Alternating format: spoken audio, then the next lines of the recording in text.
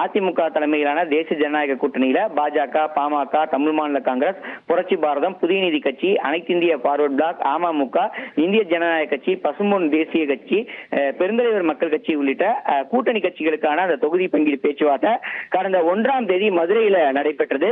மதுரையை தொடர்ந்து வருகின்ற 11ஆம் தேதிக்கு மேல் மீண்டும் இந்த பேச்சுவார்த்தை நடத்த திட்டமிட்டிருப்பதாக தகவல்கள் வெளியிடப்பட்டிருக்கிறது.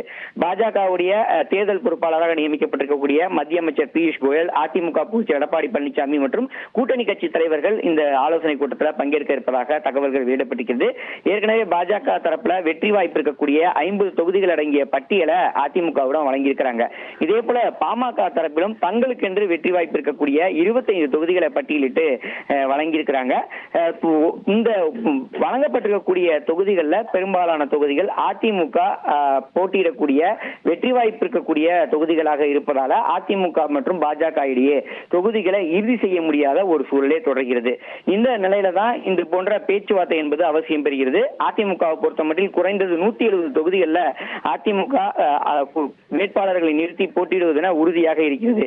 இந்த நிலையில தான் அடுத்த கட்ட பேச்சுவார்த்தையை நடத்த திட்டமிட்டிருக்கிறாங்க. குறிப்பா பாமகவை பொறுத்தமட்டில் அந்தியூர், ஆற்காடு, ஓமலூர், கும்மிடிப்பூண்டி, குன்னம், சங்ககிரி, சோளிங்கர், செய்யாறு, செஞ்சி, திண்டிவனம், தருமபுரி, நெய்வேலி, பாலக்கோடு, பெண்ணாகரம், புவனகிரி, விருதாச்சலம், விக்கிரவாண்டி மற்றும் ஜெயங்கொண்டம் ஆகிய 18 தொகுதிகள் வரைக்கும் ஒதுக்கீடு செய்வதற்கு அதிமுக திட்டமிட்டிருக்கிறாங்க.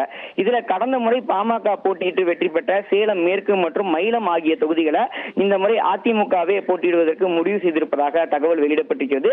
அதிலும் மயிலத்தை பொறுத்தமட்டில் பார்த்தோம் என்றால் முன்னாள் அமைச்சர் சி.வி. சண்முகம் போட்டியிட இருப்பதாக தகவல்கள் வெளியிடப்பட்டிருக்கிறது. இதே போல பாஜகவை பொறுத்தமட்டில் ஆயிரம் விளக்கு, வேளச்சேரி, மயிலாப்பூர், தியாகராய நகர், திருத்தணி, காஞ்சிபுரம், ஆவடி, தளி, ஆலங்குளம், தென்காசி, சிங்காநல்லூர், குன்னூர், வால்பாறை, அந்தியூர், தாராபுரம், திருப்பூர் மேற்கு, அரவக்குறிச்சி, திருவண்ணாமலை, பழனி, நாகர்கோவில், விளவங்கோடு, காரக்குடி, மொடக்குறிச்சி, வேலூர் ஆகிய தொகுதிகள் 25 தொகுதிகள் அடங்கிய பட்டியல் தயார் நிலையில இருக்குது. இதுல கூடுதல் தொகுதிகளை கேட்டு பெறுவதற்கு பாஜக திட்டமிட்டிருக்கிறாங்க. அதே சமயம் இந்த பாஜக வழங்கிய தொகுதிகளே ஒரு சில தொகுதிகள் பார்த்தோம் என்றால் அதிமுகவுக்கும் செல்வாக்கு மிக்க தொகுதிகளாக இருப்பதால இந்த தொகுதிகளை இறுதி செய்வதில் காலதாமதம் என்பது ஏற்பட்டிருக்கிறது. அந்த பணிகளை தான் தொகுதி ஒதுக்கீடு பணிகளை தான் வருகின்ற மார்ச் 11ஆம் தேதிக்கு மேல அதிமுக மும்முரமாக ஈடுபட இருப்பதாக தகவல்கள் வெளியிடப்பட்டிருக்கிறது.